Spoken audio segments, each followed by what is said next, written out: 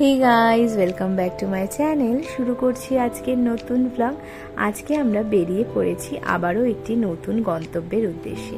কালকে অর্থাৎ 13ই জুলাই কিন্তু বিপ্লবদার জন্মদিন, আর সেই উপলক্ষেই কিন্তু আজকে আমাদের বেড়াতে যাওয়া। এই দুটো দিন একটু অন্যরকমভাবে কাটানোর জন্যই কিন্তু আমরা আজকে বেরিয়ে পড়েছি। আমরা যাব টাকি, তাই সকাল সকাল শিয়ালদা স্টেশনে পৌঁছে গেছি।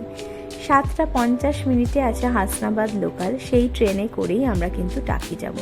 আর স্টেশনে এসে দেখছি, দেখো কি ভিড়।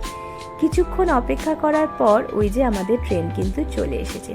স্টেশনে এত ভিড় দেখে আমরা তো রীতিমতো ভয়ই পেয়ে গেছিলাম যে ট্রেনটা না জানি কত ভিড় হবে, কিন্তু ট্রেনে উঠে দেখলাম একদম ফাঁকা ছিল ট্রেনটা, আর আমরা ভালো মতো বসার জায়গা পেয়ে গেছিলাম। দেখো, ট্রেন কিন্তু একদম ফাঁকা ছিল।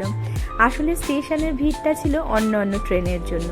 আর এদিকে দেখো, অমিত কিন্তু উঠে সকালের কাজটা সেরে নিচ্ছে, মানে পেপার দেখা। আর এদিকে আমরা একটু আড্ডা দিতে শুরু করে দিলাম।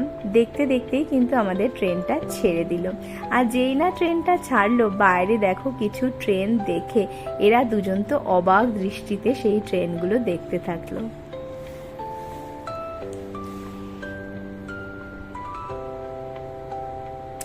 আর ওদিকে দেখো, বিপ্লবদা কিন্তু পেপারটা হাতে গুজে রেখে ফোনটাই দেখতে ব্যস্ত।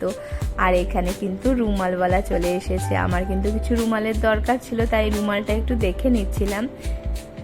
আর এই রুমালগুলো কিন্তু ভীষণ ভালো হয়। আর মাম্মামেরও কিছু রুমালের প্রয়োজন ছিল, তাই ও ওর পছন্দ মতো রুমালটা নিয়ে নিচ্ছিল। এই দেখো, নিজেই পছন্দ করে কিন্তু নিচ্ছে কোনটা নেবে।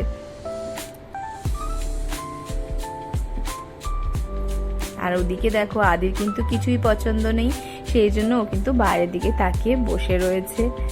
আর আমি কিন্তু নিয়ে নিয়েছিলাম এই রুমালটা, আর মাম্মাম নিয়েছিল এই যে এই পার্পল কালারের রুমালটা। আর আমার দাদাই বা কেন বাদ যাবে, সেও কিন্তু একটা রুমাল নিয়ে নিল। রুমাল নেওয়ার হয়ে গেছে, এবার কিন্তু চলে এসেছে চায়ে চুমুক দিতে দিতে এই দেখো কি সবুজে ঘেরা চারিদিকটা। একে হয়েছে বৃষ্টি, আর চাষের জমিগুলো সব জলে ভরে গেছে, কি অপূর্বই না দেখতে লাগছে। তারপর চলে এলো সেফটি পিনওয়ালা। এটাই বা কেন ছাড়ি, এটাও তো প্রয়োজন, তাই এটাও কিনে নিলাম। আসলে ট্রেনে যখন নানা জিনিসগুলো ওঠে না, তখন মনে হয় এটাও বোধহয় আমার প্রয়োজন, ওটাও বোধহয় আমার প্রয়োজন, তাই যা ওঠে তাই নিতে ইচ্ছা করে।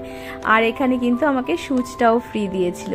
আর দেখো, স্টেশনটা কি ফাঁকা, আর তার পেছন দিকটা দেখো পুরো সবুজে ঘেরা। আমাদের ওখানকার স্টেশনগুলোতে এত ফাঁকা কখনোই থাকে না। সবুজে ঘেরা তো ছেড়েই দাও, এক ফালি আকাশও দেখা যায় না স্টেশন থেকে দাঁড়িয়ে। আর এখানে এত ফাঁকা ফাঁকা স্টেশনগুলো দেখে কি ভালোই না লাগছিল।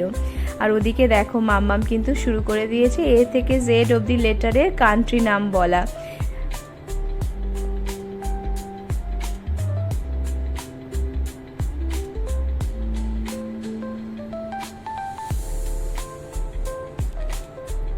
আর একজন কেন বাদ যায়, তাহলে ইনিও শুরু করে দিলেন সেম জিনিসটা।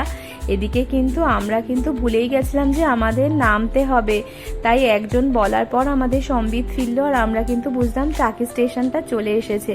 চলো এবার নামা যাক। এই দেখো, নেমে পড়েছি টাকি স্টেশনে। আর দেখো, এখানেও কিন্তু বেশ ভিড় ছিল।